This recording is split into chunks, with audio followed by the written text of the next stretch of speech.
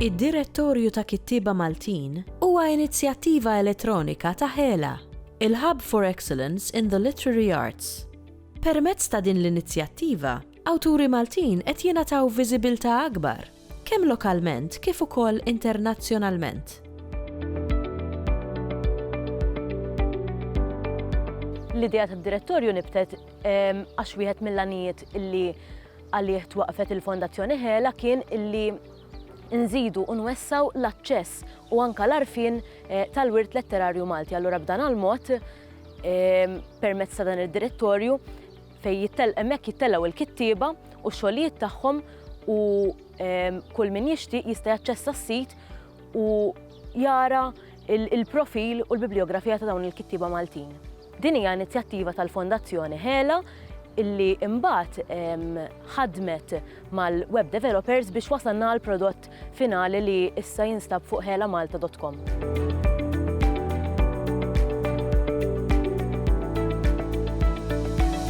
Fid-direttorju ta' HELA insibu lista alfabetika ta' kittieba Maltin. Sintendi m'hemmx il-kittieba kollha Maltin illi għandna, hemm kittieba illi nistgħu ngħidu illi huma klassiċi fil-waqt li hemm kittieb oħrajn kontemporanji.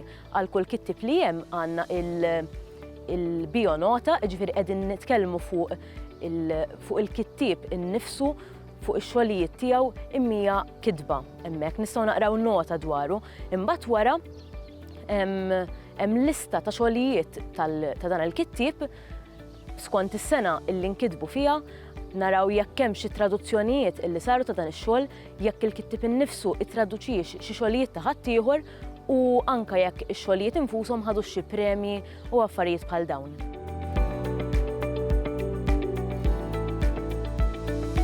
Dan huwa proġett kontinwu huwa kontinwu għal żewġ raġunijiet għax dejjem qegħdin intellaw kittieba ġodda, ġifieri il-bionoti u l-bibliografiji tagħhom, imma wkoll għax meta kittieb qed joħroġ xogħol ġdid, aħna naraw illi in-depożitorju ikun aġġornat b'tali mod illi dan ix-xogħol ukoll jinstab hemmhekk. Sissa l-iktar li hemm huma awturi kontemporanji, jiġifieri huma kittieba li għadhom jippubblikaw il-kotba sallum il-ġurnata, però hemm anke kittieba illi sejjaħtilhom klassiċi bħal Oliver Friġġieri, Rużar Briffa, illi il-repertorju tagħhom huwa li hu però aħna xorta ntellaw għax dak huwa parti mill-wirt letterarju Malti u kif. Ix-xogħol tal-Fondazzjoni HELA fuq id-direttorju bħalissa ma jħaresx biss il-qudiem imma anke lura fis-sens illi qed inkomplu nżidu mal-lista ta' kittieba illi għadhom jippubblikaw illum il-ġurnata, imma anke qegħdin inħarsu lura u mmorru sa' żminijiet meta kien jikteb Dunkarm u kittieba oħrajn klassiċi.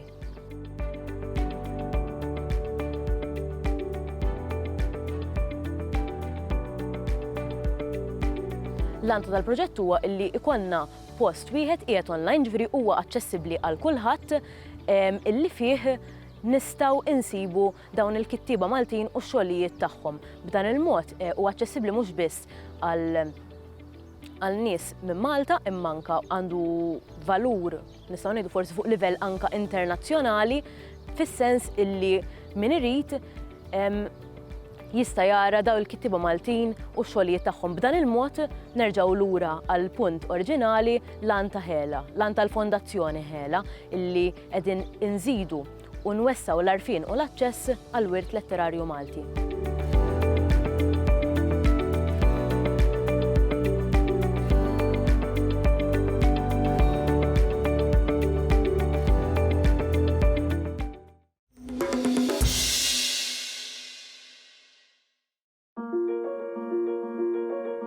Il-vuċi poetika ta' Daniel Massa hija waħda mill-vuċijiet l-aktar distinti tal-ġenerazzjoni moderna. Minkejja li kitbiet Massa mhumiex voluminużi, xogħlu huwa fost l-aktar poetikament fertili, bħalma naraw f'din ir-rokna. Poeta, kritiku, għallim u skular, Daniel Massa twilet ħażabbar fl-ewwel ta' Diċembru 1936. Daniel Massa huwa meqjus bħala figura emblematika tal-postkolonjaliżmu fil-letteratura Maltija. Il-kontribut tiegħu ma kienx biss akademiku, imma Daniel Massa ħasem f'diversi ġabrit ta' poeżiji bil-Malti kif ukoll bl-Ingliż u nistgħu ngħidu li l-poeżiji tiegħu huma rappreżentattivi ħafna xogħlijiet tiegħu huma rappreżentattivi għal poeżija moderna f'Malta. Daniel Massa huwa l-awtur ta' żewġ ġabriet distintivi, Xibka Tullis, ġabra ta' poeżiji bil-Malti li ħarġet fl-1989 u l-ġabra ta' poeżiji bl-Ingliż Barefoot in the Salt Pans li ħarġet fl-2015. Daniel Massa huwa meqjus bħala kittib bilingwi għaliex mhux biss kellu l-ġabriet tiegħu imma ħasem ukoll f'antoloġiji oħra kemm bil-Malti u kif ukoll bl-Ingliż bil-poeżiji tiegħu. Forsi din hija xhieda ta' poeta li l-ħiliet tiegħu mhumiex limitati għal lingwa jew oħra, anzi s-sensibilità tiegħu timraħ fiż-żewġ lingwi mingħajr konfini. Naħseb li dan huwa eżempju ċar ta' bilingwiżmu f'poeta kapaċi fiż-żewġ fil-Malti u kif ukoll fl-Ingliż. L-ewwel xogħlijiet tiegħu deru fi kwartett, ġabra ta' poeżija li ħarġet fis-sittinijiet flimkien ma' Victor Fenech, Oliver Frigieri u Charles Vella. Dawn kienu poeti li dew jaqraw xogħlijiet minn letteratura Amerikana mill-Ingilterra u bdew jiġu influenzati minn kittieba bħal T.S. Eliot u Ezra Pound.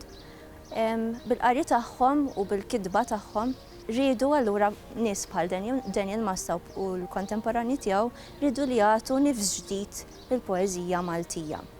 Bħal kontemporani tiegħu Massa ppreokkupa ruħu bil-qagħda politika kif ukoll bil-qerda tal-ambjent naturali f'pajjiżna. Fil-fatt Oliver Frigieri fl-istorja tal-poeżija Maltija iqis il-poeta modern bħala l-aqwa ekologu.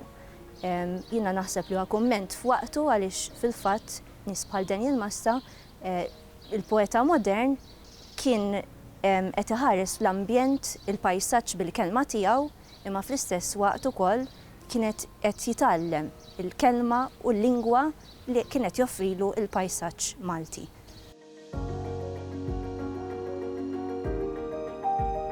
L-imġiba lil Mary. Ix-xemx tila ras maqtuwa fuq il-bajja tal-imġiba. L-impenn jobrox fil-arja fl-imsaren, ikejlu mill-imġiba sal-imxaxa jfasslu u ikejlu il-mara sabiħa ġo mansab mal-giren jieħdu l-linji lemħithom. U rat ġimgħa qabel waslu jitmejlu mal-moxa is-snin tal-bulldozers iċartu eruq il-ballut, jinfirxu 9 sekli sa jilħqu lajn tal-bdiewa jissru jabbu metes ħawħ u tuffieħ fuq il-karrettuni taż-żmien niżlin jixxenglu lejn il-baħar. Stħajlithom sal-qiegħ ġo demma fajnejha fil-għaxija mill-għoli ħolmithom. U l-bdiewa qed jagħmlu dwieli ġo raqa' ħamrija fil-qrieten. Li jispikka f'Massa huwa r-ritorn lejn reġjuni primittivi li jwettqu l-eżistenza tiegħu. Dan huwa ritorn li ħafna drabi materializza l-eżerċizzju fiżiku innifsu tal-hawn. Din l-attività tippermettilu biex f'qiegħ il-baħar josserva dawk il-fenomeni li jiġbdulu l-attenzjoni u jikteb dwarhom b'mod konkret.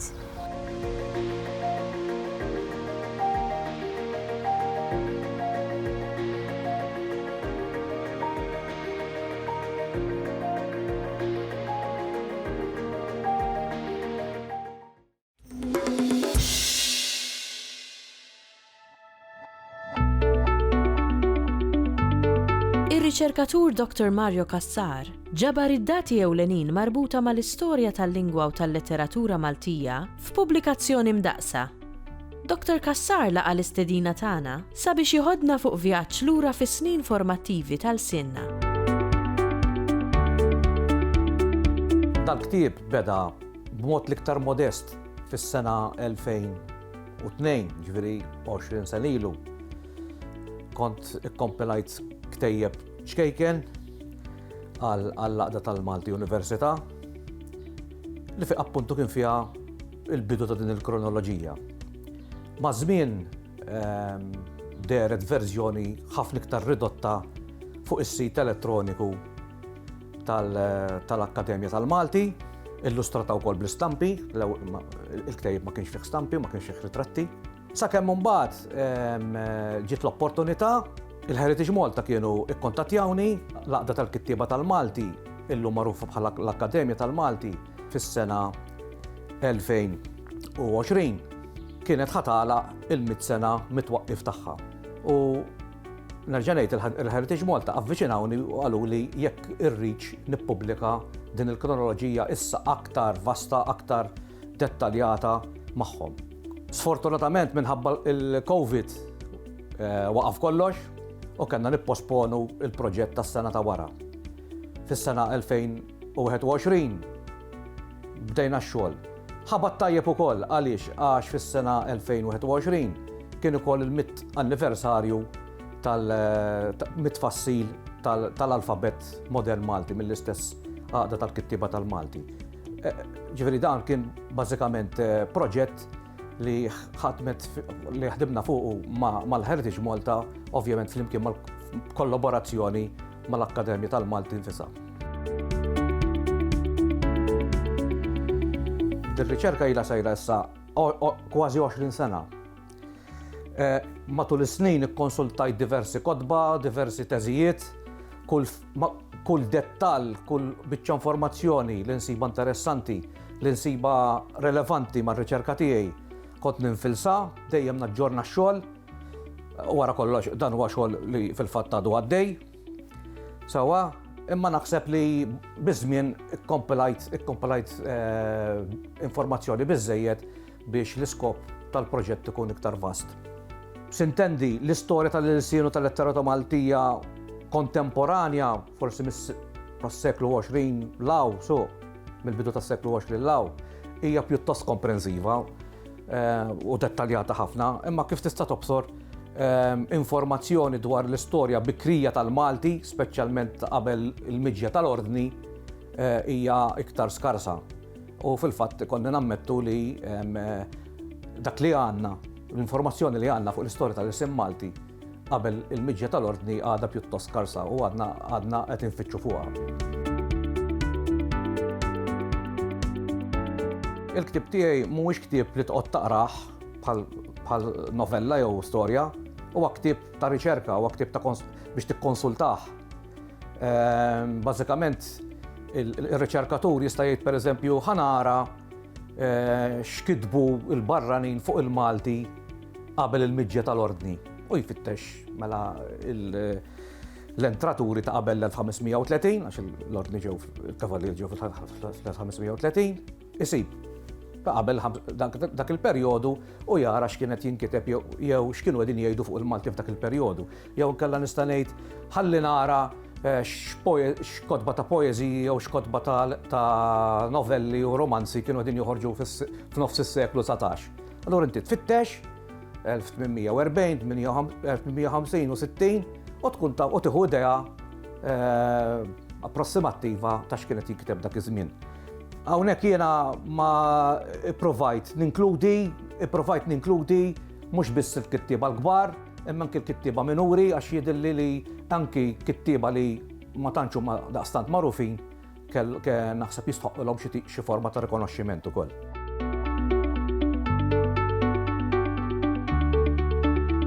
Nista' nagħlaq billi forsi nikkwota biċċa mid-daħla li ktieb tal dan il-ktieb. Nista' ngħidlek li din il-ġabra ta' avvenimenti, pubblikazzjonijiet u noti biografiċi elenkati f'ordni kronoloġiku toffri skeletru ta' dik l-istorja li għadha ma nkitbitx. Hija sintesi telegrafika ta' dak li nafu s'issa u kif soltu jingħad sintesi kapaċi tkun ukoll sura oħra ta' oriġinalità.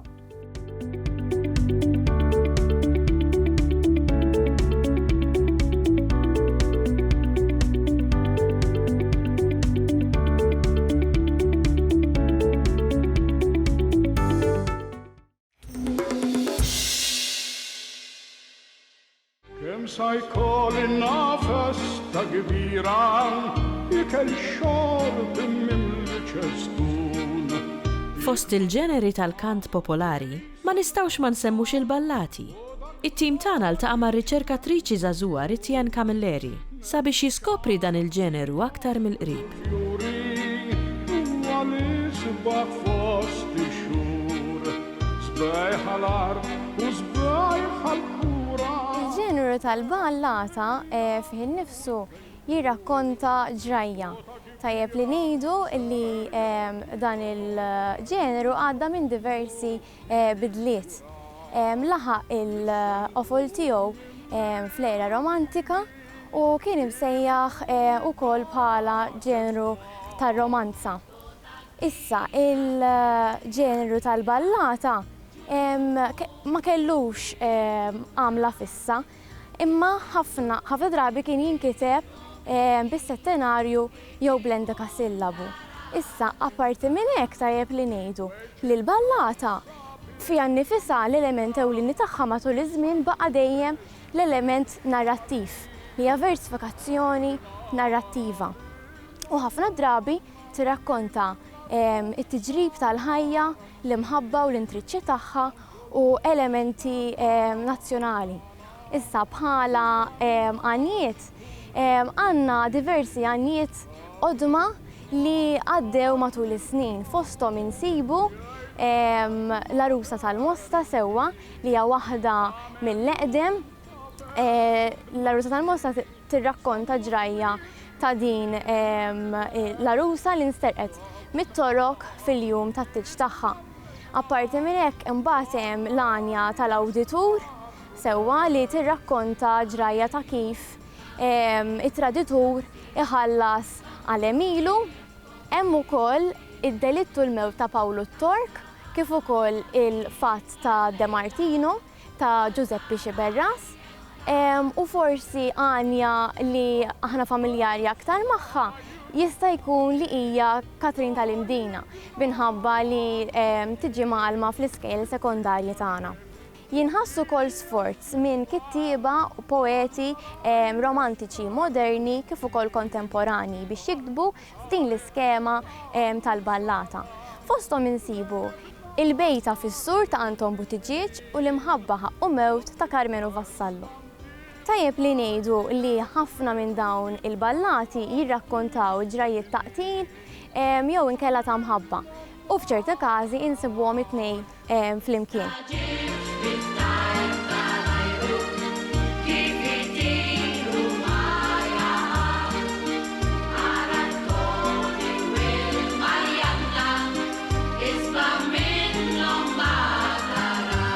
Jiena fir-riċerka tiegħi analizzajt bażikament l-għana tal-fatt fit-tieni nofs tas-seklu 19. Interessanti kif minkejja n-nuqqas ta' letteratura ta' dan il-popolin sewwa, dan il-popolin xorta rnexxielu iħaddem skemi sewwa fis-sempliċità tiegħu. Tajjeb, motivazzjoni ewlenija li nirriċerka dan il-qasam kienet it-taħlita li irnexxielu jiżvolġi sewwa il-versifikatur, il-ħila artistika tiegħu ma' fatt storiku li ma jista' jinbidel qatt. Tajjeb, jiġifieri din it-taħlita interessanti ħafna. Motivazzjoni sekondarja lejn biex nistħarreġ dan il-qasam kienet li dan il-ġeneru għadda minn storja, ġifieri il-fatt storiku seħħ fil-passat, però għadu jiġi esekwit bil-qarju u blana ta' dan il-fatt fil-preżent u anki saħansitra nistgħu ngħidu li jista' jkun ta' ħolqa għall-futur, ġifieri jekk inqisuh bħala talima morali, nqisuha bħala talima morali għal ġejjieni. Gannis gwai bara għal-kwin, kem sajf kollina fasta kbira, ikel xar mimli ċeskun.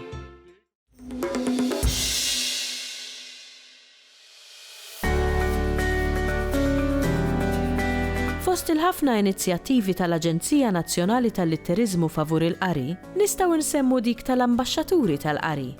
It-tim tagħna żar waħda mill-attivitajiet imtella fih dan il-programm sabiex jifhem aħjar il-popolarità ta' dawn l-inizjattivi. Xogħol l-Ambaxxaturi tal-qari huwa li kemm jista' jkun inħeġġu l dawk it-tfal li nkunu żorna l-klassijiet tagħhom fl-iskejjel primarju anke sekondarji biex naturalment inħeġġuhom biex jaqraw aktar u jsiru jafu aktar kemm huwa sabiħ il-qari u kemm hija sabiħa d-dinja tal-ktieb. Mela l-ambaxxaturi tal-qari jikkonsistu minn nies diversi ġejjin minn oqsma differenti mis-soċjetà Maltija, fosthom insibu atturi, footballers, xandara, ġurnalisti, u dan il-grupp varjat jagħmel dawn l-attivitajiet iktar interessanti minħabba li għandna taħlita sabiħa u għalhekk il-programm ikun iktar dinamiku. Barra minn dawn l-ambaxxaturi għandna wkoll numru ta' awturi lokali li jieħdu sem u barra li jħeġġu l-tfal jaqraw jħobbu l-qari anka li jħobbu l-kidba u jesprimu l-kreattività tagħhom permezz tal-kidba. Inselmilkom, jiena Antonja Mikallef, ħafna jafuni mill-xena tal-aħbarijiet, però jiena wkoll ambaxxatriċi tal-qari. Ilni involuta f'dan il-proġett tal-Aġenzija Nazzjonali għal-Litterizmu sa mill-bidunet jisu mill-2014 lawn tul dawn is-snin kollha jiġifieri kemm il-darba ġejna fl-iskejjel u norganizzaw dawn is-sessjonijiet ta' qari. Nkun hemm kodba jipprovduhom l-Aġenzija huma kodba vera sbieħ adattati għal-atfal li nkunu ħanaqraw għalihom u naqrawhom fil-klassi. Jien personalment nħobb naqraw u nipprova nagħmilha ftit is-sessjoni u tfal tuħu gost meta tarhom jipparteċipaw u jsaqsu jippruvaw jaqtaw se jiġri. Insomma, tibda tara kemm il-qari huwa vera xi ħaġa vera sabiħa u vera tajba għal dawn it-tfal. Hopefully wara kull sessjoni nħajjar dejjem iktar tfal jagħmlu użu mill-librerija u jaqraw. Waqt l-attività tal-ambaxxaturi tal-qari, dawn l-individwi jżuru klassijiet differenti u jaqraw lil grupp jew klassi ta' studenti. Wara li jinqara l-ktieb u s-sessjoni tkun jew bil-Malti wkoll jew bl-Ingliż, fl-istess tfal ikollhom l-opportunità li jistaqsu lill-ambaxxaturi xi mistoqsijiet fuq il-ktieb li jkun inqara. Barra minn hekk ukoll jistaqsuhom ukoll xi mistoqsijiet fuq ħajjithom. Huwa importanti li wieħed jaqra bil-Malti għaliex hemmhekk tkun qed tara l-lingwa kif inhi l-lingwa tagħna għax aħna anke minħabba l-influenzi li għandna mit-televiżjoni spiss nitfixklu meta nitkellmu, jista' ma nitkellmux bil-Malti biss jew bl-Ingliż biss, jista' noqogħdu nħaltu bejn it-tnejn. Jien l-ewwel waħda ta' kollha kemm aħna nagħmluha.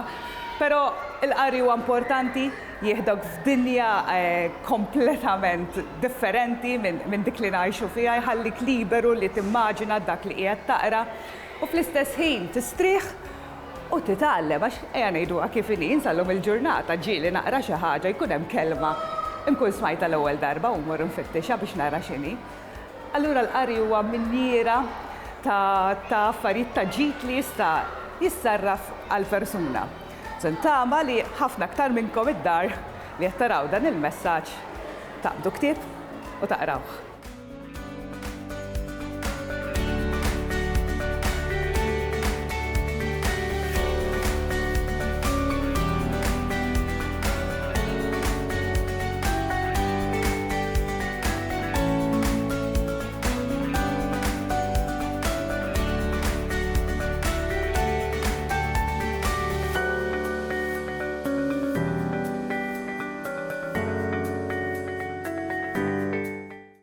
Il-Sinna jixtieq jirringrazzja lill-Aġenzija Nazzjonali tal-Litterizmu, lill-Ministeru għall-Edukazzjoni u x-Xogħol, lill-Kunsill Nazzjonali tal-Ilsien Malti u lid-Dipartiment tal-Malti fil-Fakultà tal-Arti l-Università.